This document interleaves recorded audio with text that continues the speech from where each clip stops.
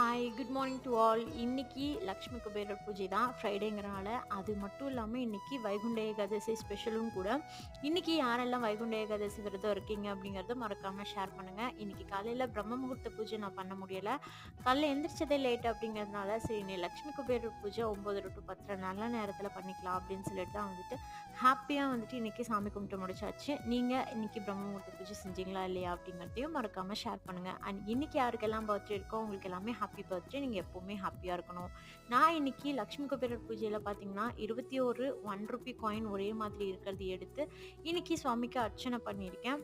And பார்த்தீங்கன்னா இன்னைக்கு வீடு முழுக்க கமகமான்னு இன்னைக்கு சாம்பிராணியும் போட்டு திருப்தியாக சாமி கும்பிட்டு முடிச்சாச்சு. இன்னைக்கு சுவாமிக்கு நெய்வேத்தியமாக பார்த்தீங்கன்னா நெல்லிக்கனி தான் வச்சுருக்கேன். இன்னைக்கு விசேஷமான வைகுண்ட ஏகாதசி அப்படிங்கிறதுனால ஏதாவது ஒரு ஃப்ரூட்ஸ் வைக்கணும் அப்படின்னு சொல்லி தான் நெல்லிக்கனியும் நான் வச்சுருக்கேன்.